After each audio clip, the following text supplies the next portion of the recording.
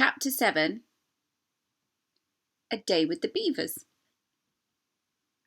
While the two boys were whispering behind, both the girls suddenly cried, "Oh!" and stopped. "The robin!" cried Lucy. "The robin, it's flown away!" And so it had, right out of sight.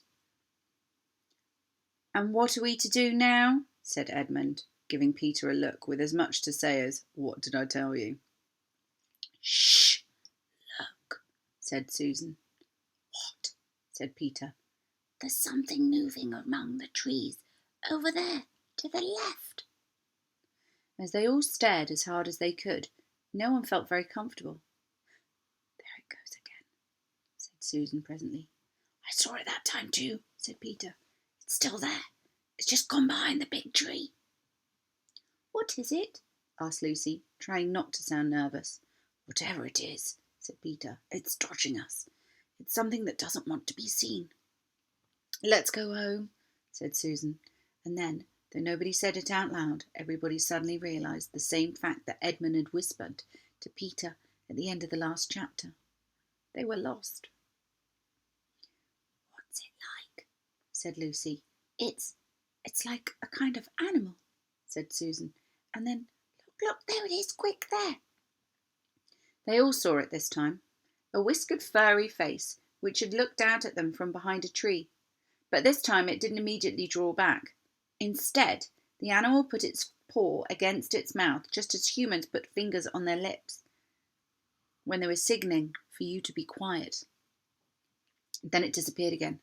The children all stood holding their breath. A moment later, the stranger came out from behind the tree, glanced all around as if it was afraid something was watching, and then said, "Shh!" It made signs for them to join them in the thicker bit of the wood, where it was standing, in a clearing. Then it disappeared. "I know what it is," said Peter. "It's a beaver. I saw the tail." "It wants us to go with it," said Susan, "and it's warning us not to make a noise." "I know," said Peter. "The question is, are we to go or not? What do you think, Lou?" "I think it's a nice beaver," said Lucy. "Yes, but how do you know?" said Edmund. "Shan't we have to risk it?" said Susan. "I mean, it's no good us standing here, and I feel I want some dinner." At this moment the beaver again popped its head out from behind a tree and beckoned earnestly for them to come. "Come on," said Peter. "Let's give it a try. All keep close together. We ought to be a match for that one beaver if it turns out to be an enemy." So the children all got close together and walked up behind the tree. There, sure enough, they found a beaver, but it still drew back, saying to them in a hoarse, throaty whisper, "Further in, come further in, right in here. We're not safe in the open." Only when it had led them into a dark spot where 4 trees grew so close together that their boughs met to the brown earth and pine needles could they see underfoot, because no snow had been able to fall there. Did it then begin to talk to them. "Are you the sons of Adams and the daughters of Eve?" it said. We're some of them," said Peter. "Shh!" said the beaver. "Not so loud, please. We're not safe, even here." "Why, who are you afraid of?" said Peter. "There's no one here but ourselves." "Shh! There are the trees. They're always listening. Most of them are on our side, but there are trees that would betray us to her. You know who I mean." And it nodded its head several times. "If it comes to talking about sides," said Edmund, "how do we know you're a friend?" "Not meaning to be rude, Mr. Beaver," added Peter, "but you see, we are strangers here." Quite right," said the beaver. "Here is my token." With these words he held up to them a small white object. They all looked at it in surprise, till suddenly Lucy said, "Oh, of course, it's my handkerchief. It's the one I gave Mr. Tumnus." "That's right," said the beaver. "Poor fellow. He got wind of the arrest before it actually happened, and handed this over to me. He said that if anything happened to him, I must meet you here and take you on to—" Here the beaver's voice sank into silence, and it gave 1 or 2 mysterious nods. Then signalling to the children to stand as close around as they possibly could, so that their faces were actually tickled by its whispers, it added in a low whisper, "They say Aslan is on the move. Perhaps has already landed." And now a very curious thing happened. None of the children knew who Aslan was, any more than you do. But the moment the beaver had spoken these words, everyone felt quite different. Perhaps it is something to do with what happens to you in dream form, when someone says something that you don't understand, but in the dream it feels as if you have some enormous meaning, either a terrifying one, which turns the whole dream into a nightmare, or a lovely meaning, too lovely to put into words, which makes the dream so beautiful that you remember it all your life and you're always wishing that you could get back to that same dream again. It was like that now. At the name of Aslan, each of the children felt something jump inside them. Edmund felt a sensation of mysterious horror. Peter felt suddenly brave and adventurous.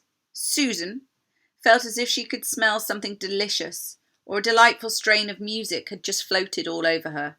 And Lucy got the feeling you get when you wake up in the morning and you realise it's the beginning of the holidays, or the beginning of summer. "And what about Mr. Tumnus?" said Lucy. "Where is he?" "Shh!" said the beaver. "Not here. I must bring you to where we can have a real talk, and also some dinner." No one except Edmund felt any difficulty about trusting the beaver now, and everyone, including Edmund, was very glad to hear the word dinner. They therefore all hurried along behind their new friend, who also led them at a surprisingly quick pace, and always to the thickest parts of the forest, for over an hour. Everyone was feeling very tired and very hungry, and suddenly the trees began to get thinner in front of them, and the ground to fall steeply downhill. A minute later, they came out under an open sky. The sun was still shining, and they found themselves looking down at a very fine sight. They were standing at the edge of a steep, narrow valley, at the bottom of which ran, at least it would if it had been running, a frozen, very large river. Just below them, a dam had been built across the river, and when they saw it, everybody suddenly remembered that, of course, beavers are always making dams, and they felt quite sure that Mr. Beaver had made this one. They also noticed that how he had a sort of modest expression on his face, the sort of look people have when you're visiting a garden they've made, or they're reading you a story that they've written. So it was only common politeness when Susan said, "What a lovely dam," and Mr. Beaver didn't say, "Hush," this time, but merely a trifle, and it isn't really finished yet." Above the dam there was what ought to have been a deep pool, but was now, of course, a level floor of dark green ice.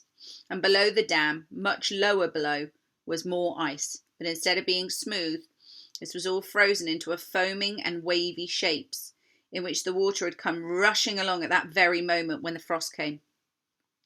And where the water had been trickling over and spurting through the dam, there was now a glittering wall of icicles, as if the side of the dam had been covered all over with flowers and wreaths and festoons of the purest sugar. And out in the middle, and partly on top of the dam, was a funny little house, shaped rather like an enormous beehive. And from a hole in the roof, smoke was going up, so that when you saw it, especially if you were hungry, you at once thought of cooking, and became hungrier than you actually thought you were before. That was what the others chiefly noticed, but Edmund noticed something else. A little lower, down the river, there was another small river, which came down to another small valley to join it.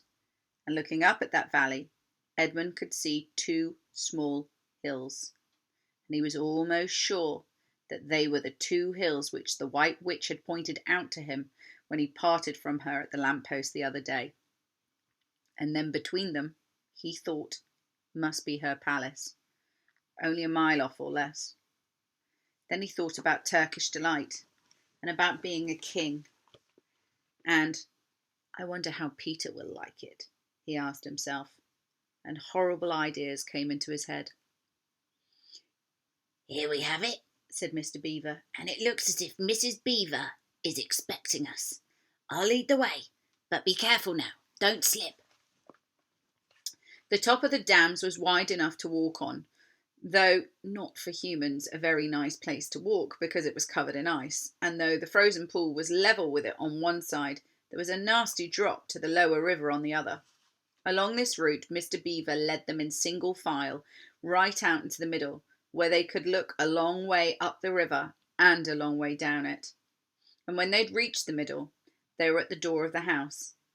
"Here we are, Mrs. Beaver," said Mr. Beaver. "I found them. Here are the sons and daughters of Adam and Eve." And they all went in. The first thing Lucy noticed when she went in was a burring sound, and the first thing she saw was a kind-looking old she-beaver sitting in the corner with her thread in her mouth, working busily at the sewing machine. And it was from it that the sound had come. She stopped her work and got up as soon as the children came in. "So you've come at last," she said, holding out both her wrinkled old paws. "At last! To think that ever I should live to see this day. The potatoes are boiling and the kettle's singing, and I dare say, Mr. Beaver, you'll get us some fish?" "That I will," said Mr. Beaver, and he went out of the house. Peter went with him, and across the ice of the deep pool to where they had a little hole in the ice he'd kept open every day with his little hatchet. They took a pail with them. Mr. Beaver sat down quietly at the edge of the hole. He didn't seem to mind it being so chilly.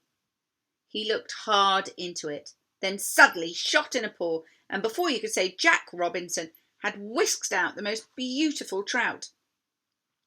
He then did it over and over and over again until they had a fine catch of fish. Meanwhile, the girls were helping Mrs. Beaver to fill the kettle and lay the table and cut the bread, to put the plates in the oven to heat, and to draw a huge jug of beer for Mr. Beaver from the barrel which stood in a corner of the house, to put on the frying pan, and to get the dripping extra hot. Lucy thought the Beavers had a very snug little home, though it was not like Mr. Tumnus's cave.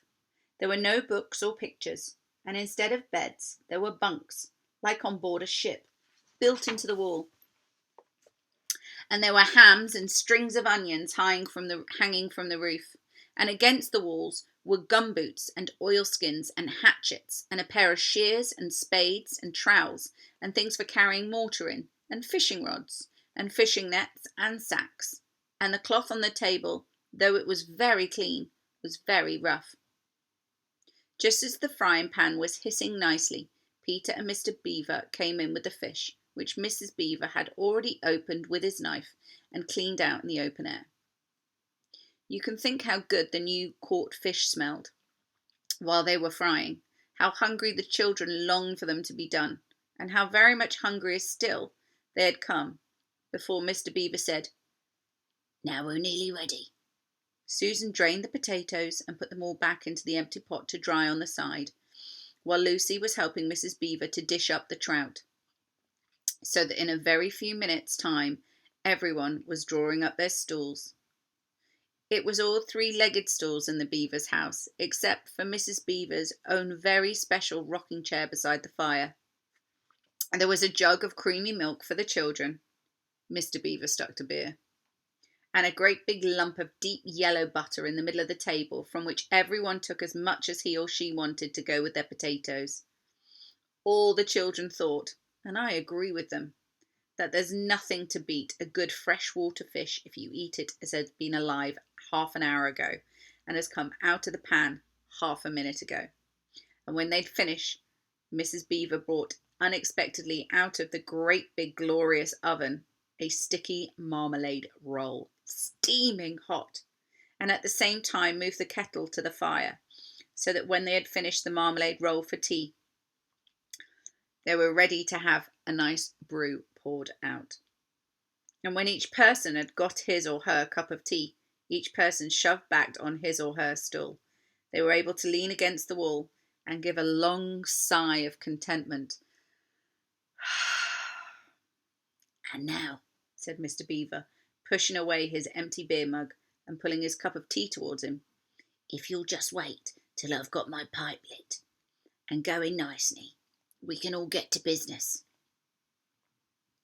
It's snowing again," he added, cocking his eye at the window. That's all the better, because it means we shan't have any visitors. And if anyone should have been trying to follow you, why, he won't find any tracks now."